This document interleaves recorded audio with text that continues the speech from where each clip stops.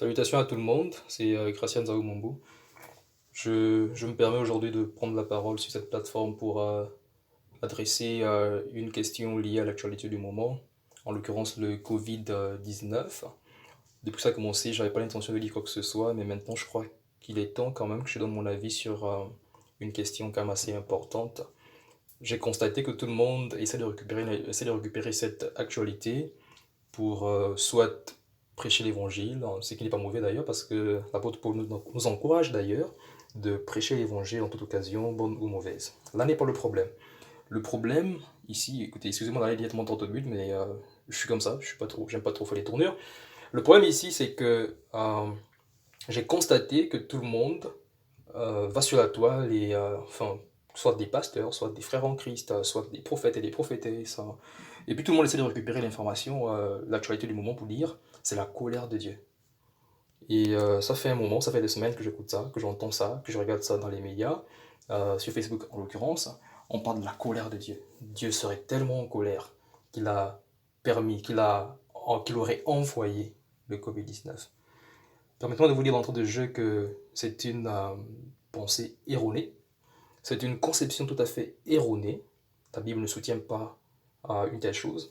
La même chose se disait déjà à l'époque à propos du sida, du VIH-sida, que c'est la colère de Dieu et tout le reste. Mais ce n'est pas la colère de Dieu. Sauf si maintenant on ne lit pas la même Bible. D'accord. Ce n'est pas du tout la colère de, ce n'est pas du tout la colère de Dieu. Je m'inscris en faux dans cela. D'accord. Je suis bien d'accord qu'on veut prêcher l'évangile aux gens. Mais prêchons l'évangile aux gens, apportons-leur le message de l'amour de Jésus. D'accord.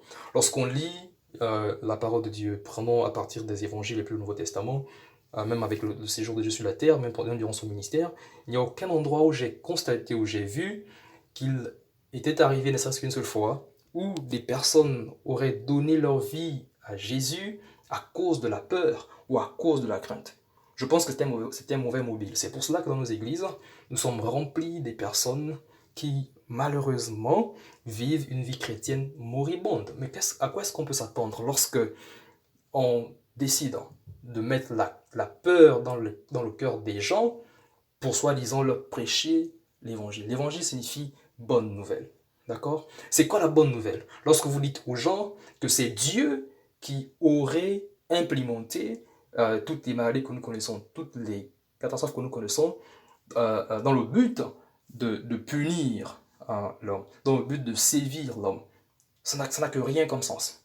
D'accord? Du temps de Noé, lorsque Noé est sorti de la barque, lorsqu'il a offert à Dieu, lorsqu'il a bâti l'autel, lorsqu'il a offert le sacrifice à Dieu, Dieu, lorsque le parfum est monté vers lui, Dieu s'est juré à lui-même de ne plus jamais provoquer un déluge sur la terre.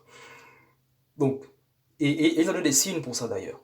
La Bible dit en revanche que dans les derniers temps, nous connaîtrons un accroissement de la connaissance. Aujourd'hui, on peut constater que la connaissance s'est tellement accrue, on peut avec ça mesurer que nous sommes effectivement dans les derniers temps. Il y aura beaucoup de fléaux. Effectivement, il y a beaucoup de fléaux. Mais est-ce que ces fléaux-là, c'est Dieu qui les a libérés sur le monde?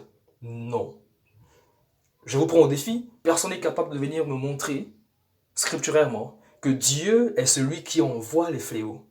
Donc, s'il vous plaît, les frères en Christ, les sœurs en Christ, les prophètes, les pasteurs, tout le monde qui pourrait par hasard tomber sur cette audio, sur cette interpellation, j'aimerais vous dire que prêchons l'évangile en toute occasion, oui, mais ne faisons pas dans la manipulation des consciences. Ça n'a pas de sens.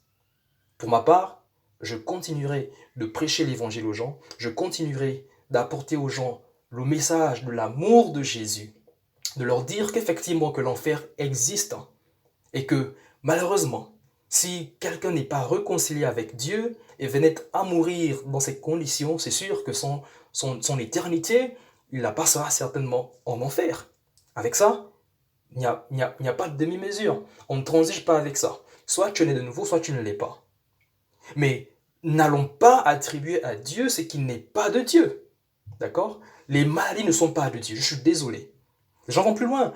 Les menaces dans l'église pour dire aux gens, voilà, c'est parce que vous êtes dans le péché, c'est parce que vous êtes comporté comme ci ou comme ça, que Dieu, maintenant, se charge de vous châtier. Ça n'a que rien comme sens. Ce n'est scripturairement pas soutenable. Je m'appelle Christian Zao Mombo, je suis un serviteur de Dieu et j'assume mes propos. D'accord? J'assume mes propos. Prêchons l'évangile, mais ne récupérons pas l'actualité du moment. Parce que pendant qu'on y est, en parlant de l'actualité du moment, on parle du Covid-19 aujourd'hui. Parmi ceux qui disent que c'est Dieu qui a envoyé ça, est-ce que les gens savent c'est quoi exactement, c'est quoi réellement le Covid-19? Est-ce que les gens savent de quoi il est fait le Covid-19? Est-ce que les gens savent c'est quoi l'origine du Covid-19?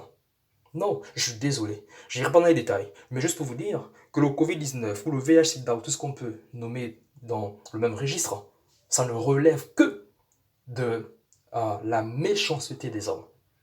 Point. Donc, n'attribuez pas ça à Dieu. Ne l'attribuez surtout pas à Dieu. D'accord? La Bible dit que car Dieu a tant aimé le monde, qu'il a donné son Fils unique, afin que quiconque croit en lui ne périsse point, mais qu'il ait la vie éternelle. Prêchons aux gens l'amour de Dieu manifesté par Jésus-Christ. Ramenons les gens, réconcilions le monde avec Dieu par le biais de l'amour de Dieu et seulement l'amour de Dieu et rien d'autre.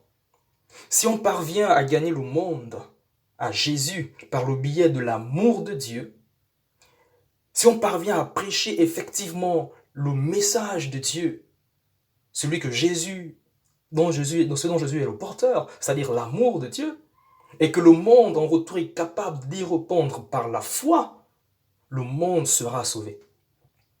Nul besoin de récupérer le Covid-19 pour dire que c'est la colère de Dieu, pour que les gens, à cause de la peur, à cause de la crainte, vont courir remplir les églises. Et ça fait qu'on aura des effectifs qui vont certainement doubler les églises, des personnes qui disent être nées de nouveau, alors qu'en réalité, ces personnes ne sont pas nées de nouveau réellement. D'accord? Donc c'était un mauvais mobile. C'était un mauvais mobile. Et avant qu'on ne se lève pour dire des choses de ce genre-là, il serait bien que chacun se rasseye dans son intimité avec le Seigneur et qu'il apprenne à entendre de Dieu, qu'il apprenne à écouter la voix de Dieu effectivement, qu'il apprenne à lire entre les lignes. C'est écrit noir sur blanc. Il n'y a aucun, et je challenge n'importe qui soutient que les fléaux qu'on voit aujourd'hui viennent de Dieu. Je challenge n'importe qui de me le démontrer scripturairement. Arrêtons avec ça. L'évangile de Dieu ne fait pas dans la manipulation. Nous annonçons une nouvelle. Nous annonçons la bonne nouvelle. Prions que les gens l'entendent. Prions que les gens comprennent ça. Prions que les gens y répondent par la foi. Et rien d'autre. C'est le seul moyen pour que les gens soient sauvés. Mais pas de manipulation. Donc je tenais à le dire. Je tenais à ce que ça soit entendu. Je tenais à ce que le monde entende ces quelques mots. Que Dieu vous bénisse au nom de Jésus. Amen.